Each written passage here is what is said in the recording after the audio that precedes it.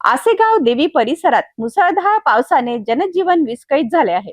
पिंपळगाव ते आसेगाव देवी मार्गावरील पुलावरून वेगाने पाणी वाहत असल्याने वाहतूक पूर्णपणे बंद झाली आहे. मात्र धक्कादायक बाब म्हणजे काही नागरिक जीव धोक्यात टाकून या पाण्यातून मार्ग काढण्याचा प्रयत्न करीत आहे. आसेगाव देवी परिसरात झालेल्या मुसळधार पावसामुळे पिंपळगाव ते आसेगाव देवी मार्गावरील पुलावरून पाण्याचा प्रचंड वेगाने प्रवाह सुरू आहे.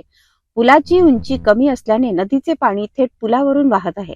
पुलाखाली झाडाच्या फांद्या आणि कचरा अडकल्याने पाण्याचा निचरा मंदावला असून परिस्थिती अधिक गंभीर बनली आहे. त्यामुळे या मार्गावरील वाहतूक पूर्णपणे ठप्प झाली. दरम्यान काही नागरिकांनी जीवाची पर्वा न करता पुलावरील वाहत्या पाण्यातून मार्ग काढण्याचा प्रयत्न केला. या धाडसामुळे मोठा अपघात होण्याची शक्यता निर्माण झाली आहे. स्थानिक नागरिकांनी भविष्यात अशा घटना टाळण्यासाठी पुलाची उंची वाढवावी तसेच कायमस्वरूपी उपाययोजना कराव्यात अशी मागणी प्रशासनाकडे केली आहे.